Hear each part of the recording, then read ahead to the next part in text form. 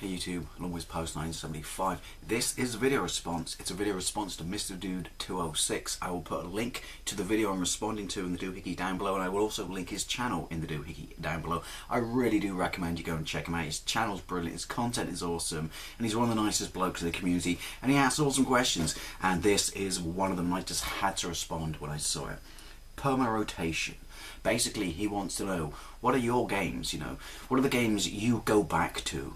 When we all have various sort of systems, tech, stuff like that, but what are the games that you constantly go back to, when you don't have anything to play, or just you're drawn to them because it's just absolutely fantastic titles, or your favourite titles? It's interesting, particularly because it's winter, and in winter we have comfort clothes, we have comfort food, we have comfort games. So he picked 4 games that he finds himself consistently going back to across all the systems he owns, and I just had to respond to this. It's absolutely brilliant. So I picked 4. 2 of them on the Wii, one's on the 360, and one's on the PlayStation 1. Yeah, I was quite surprised when I actually sat down and thought about it, of the games I consistently go back to. There was no proper old school tech in there. But the first one of these is Call of Duty Modern Warfare on the Wii. See, check it out, yeah. The SS is so fucking hard, even smoking isn't bad for them.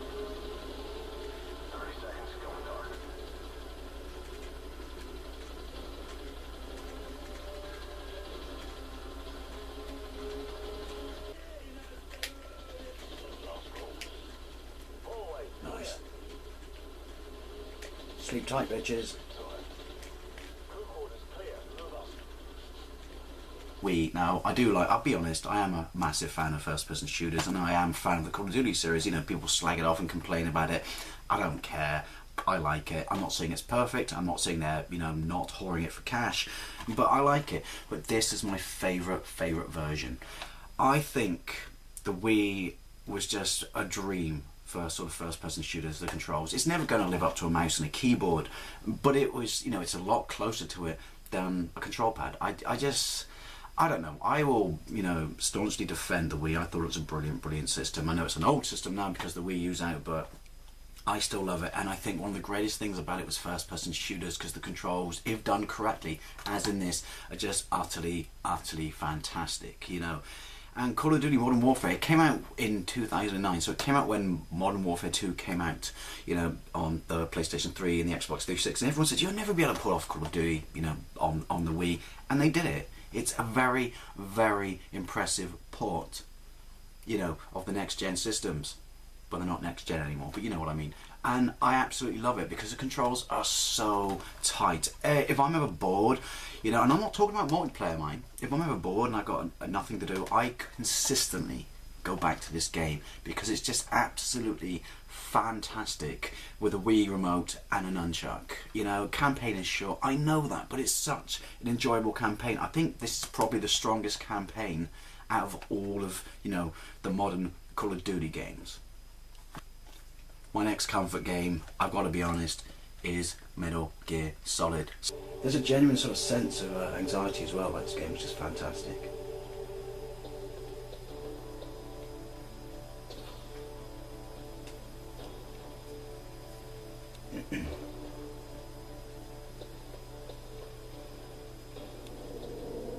Oh, where are you going? Shit, that could have scuppered my flow. Turn around. Jedi mind trick. Still my favourite game of all times, the PlayStation 1 version, but I love it on the GameCube. Alright, concessions were made on the GameCube and they kind of differed or got away slightly from, this version, but absolutely groundbreakingly amazing game. I mean, it came out quite late in the PlayStation 1's life cycle. What was it, 98? But when and it's 2 game engines running simultaneously to kind of, create the illusion of real time. But it's unbelievable. Many games try to be an interactive movie. This is an interactive movie, but it pulls it off. It achieves it in the sense that it's not an interactive movie where you just yawn and go, oh, I can't be fucked with this. Skip to the end. No, this is, this game made me fall in love with real-time cutscenes.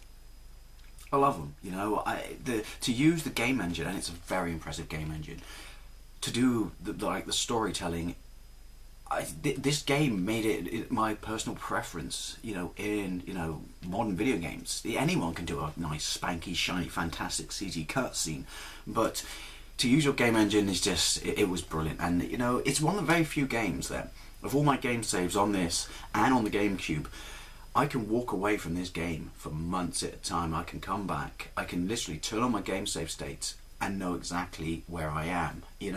How many games can do that for you? That might be a damning sort of combination of quite literally how much of my life I've invested in this game, and I've invested quite a lot. I've got the bandana, I've got the tuxedo, I've got the stealth suit, but Metal Gear Solid it's an incredible game. Dead Rising on the Wii. Come on, how much fun is this?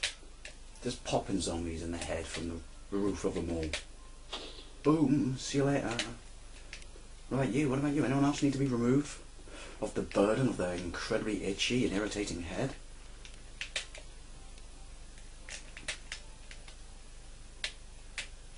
Boom. Oh, look at you doing your shopping. Clean up in R5. I adore this game. I don't like the 360 or the PlayStation 3 versions. I like this because it takes a different approach. Obviously it can't compete with the sheer sort of, horsepower of those systems, so what it does is it can kind of only display 100 zombies on the screen at once, so ones at the back disappear when ones at the front sort of, appear. But it works very well. There is a definite sense of claustrophobia in this game. But why I like this is they didn't go the route they did with the 360 and the PlayStation. There is melee combat in this. In fact, there's as much melee combat in this as there is on the PlayStation and the Xbox. Anything. You can pick up bowling balls, mannequins, you can pick up razor blades, you can drive a tractor mower, you can ride a bike, you can use a chainsaw, you can use a hedge trimmer. The sheer amount of stuff to use to kill people is incredible. But why I like this is, it's the Resident Evil 4 game engine. Alright, it's the PS2 one, not the GameCube one. So it's a gun game. And unlike the other versions, your guns don't break. It's just a case of getting ammo, which you get when you shoot zombies. So it's incredible, because let's be honest, if you stick someone in a mall with the undead, what do you want, game-wise? You want guns, don't you? You absolutely definitely want guns. It's so much fun. It is. If I'm bored, I can just go here and not achieve. And I've beaten this game probably about 9 times. In fact, this is so sad. My first time I beat it, I took my time, and you have a little clock or counter that tells you how many zombies you've killed. I killed 19,000 zombies. I shit you not. 19,000 zombies in the first time I completed this game. It's so much fun. It's so much fun. Dump me in a mall with guns and the undead, fantastic. What not to love about this? This is probably my favourite go-to game ever. I'll be perfectly honest. I freaking love this game. I was so disappointed that we never got the second one ported in the form that this was ported on the Wii, because, as I said, I'm not a fan of how it worked, or the combat system, or the timing system, or the way things broke on the other systems. I loved the Wii version. Have gun, shoot zombie, enough said. Final go-to game that I absolutely adore and I can just waste hours on is Battlefield Bad Company 2 on the 360. Okay, we're unfucking this situation ourselves. You heard the man, assholes and elbows. Something very appealing about your Sarge in this game. Ah, fuck it.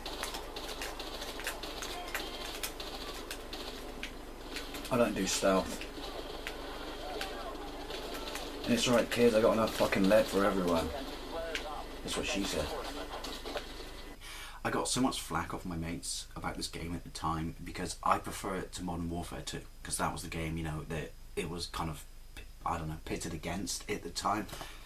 Absolutely brilliant. It's the original Frostbite game engine, but it's still very, very impressive, destructible sort of backgrounds and stuff like that. But I just love it. The weapons are tight, the controls are tight, the graphics are shiny and fantastic. But the real charm of this game is some games try too hard to be, funny, or kind of do the buddy war movie sort of, camaraderie between people. But you know, you're a loser battalion. That's the whole point of Bad Company. You know, you're the misfits from all the other battalions put together. You're doing the jobs of wiping the ass of people that no one else would touch. You know, you're a shitty little battalion, and the people know it. But the conversation back and forth, there is some very genuine humour in this, and there's some very sort of genuine touching moments. And even though it's a computer game and you're playing it and stuff like that, and you hear the sort of, you know, people talking, all the banter between the players around you, it does feel like a group of mates. It does feel like a group of people who would die for each other. It's hands down one of my favourite first-person shooters of all time. Roll on Battlefield, Bad Company 3, I can't wait. But yeah, Bad Company 2 is brilliant, and the Vietnam expansion pack is just utterly incredible. I became so obsessed with knife kills in that game that it was ridiculous. So there you go. That's my 4 go-to games. What are your 4 go-to games? Please, if you do a response, do it to Misterdude206 and not me. Apparently Mr. Dude lives down there, that's why I'm pointing. And dude, mate, that was such a great question. Thank you very much for asking it, and thank you very much for watching this. See you later.